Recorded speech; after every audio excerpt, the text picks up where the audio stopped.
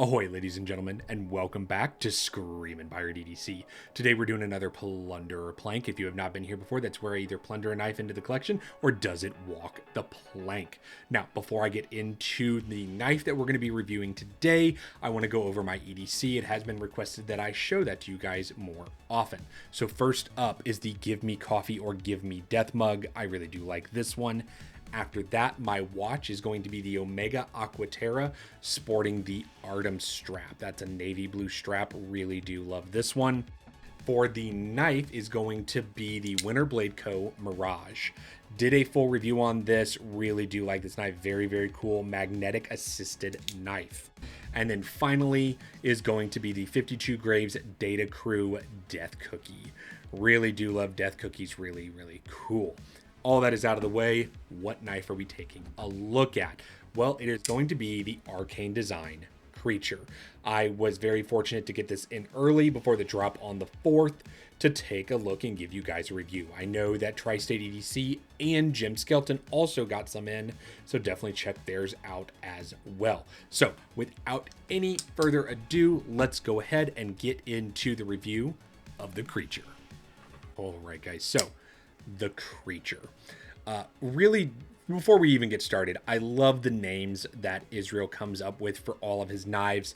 They're super unique, and I really do like them. You know, the Crawler, I believe the other one was like the Crypt, I think. I'm probably getting that one wrong. And then, you know, the Creature, the Necronaut, like very cool names. Really intriguing. I do like that before we even get started. So, stats are up on the screen as per usual. 4.5 ounces on the weight, so perfectly manageable. Really do like that. Little over 3.6 inches on the blade and just over 4.5, I believe, on the handle. Plenty of real estate for a large glove. Also, wanted to show you guys this little detail. He also does a unique design and like image per one. There's your creature. Very, very cool. So, before I get into my thoughts about it, let's do some size comparisons. So I'm going to alternate between the two blades that I have from Isreal. So it is the black and then your satin tanto, okay? So I'm going to alternate between them when I'm showing the size comparisons, just so you guys know that I do have two of them. So first up, let me go ahead and go in ascending order of price, roughly. This is going to be the Bag Knives Astio. Now, the reason I'm showing the Astio is because you also have a compound grind here on the Astio. The Astio is about $120, whereas the Creature is definitely going to be more. So the Creature is obviously going to be more than your Astio. It's starting around $370 depending on your finish, etc. But I will get into those shortly. Now, up next, I'm going to actually do a few of Isreal's other designs. So let's start with the Crawler. So there is the Crawler next to the Creature. As you can tell, his very, like, almost signature pivot at this point where you can swap out the pivots for different colors. I'm sure he'll do them for the Creature. He has for all of his other knives. After that, let's go ahead and grab the Crypt. And the Crypt was his latest design, and honestly, my favorite so far. That big, just sweeping, I guess, Bowie style blade. Very, very cool.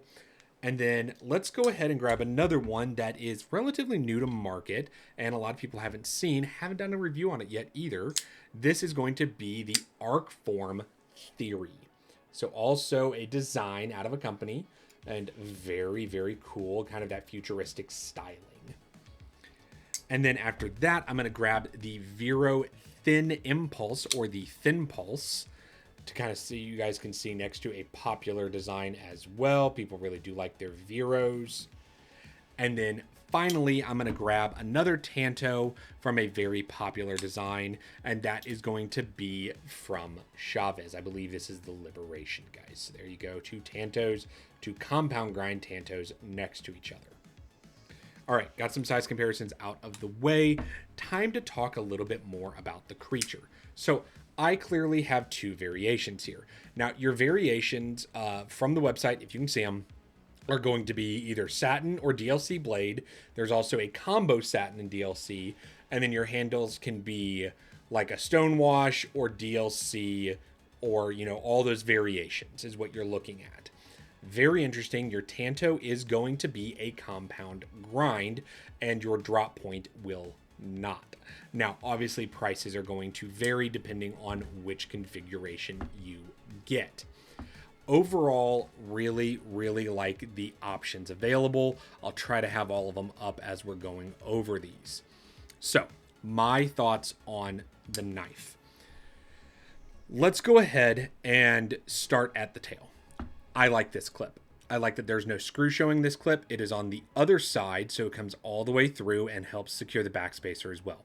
Really nice looking clip. I like that a lot. Studs. We'll get into studs. So, the clip is good. The compound grind is good.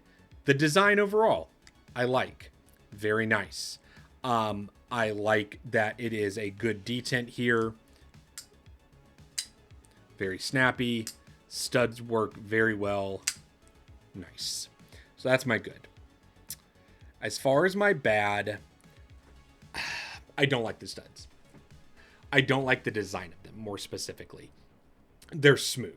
Now, when I say they're smooth, they are coated. You can use them. They are usable. I just wish there was texture.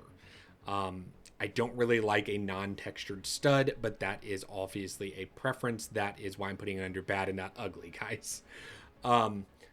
The other things, I guess, are more going to be ugly things, guys, because that's really it on the bad for me. I like the jimping on the flipper. You know, the studs are really the only thing that bother me, as it were, as a bad. On to the ugly. The ugly for me on this knife comes in, I'm trying to show it to you guys, right in here. So right inside on the scale. This little like fish scales, I guess, that are almost in here. It's a cool addition on each side, but they're not chamfered. So I'm not going to say they're sharp. They're not going to cut you. But that area that I just touched with my finger is not very chamfered. And I don't know. It doesn't add to the design for me personally. It may for you. And you may not care that there is not a lot of chamfering in there. It's me being nitpicky. I'm going to be honest. I'm being nitpicky and I know it. But that is my ugly for the knife.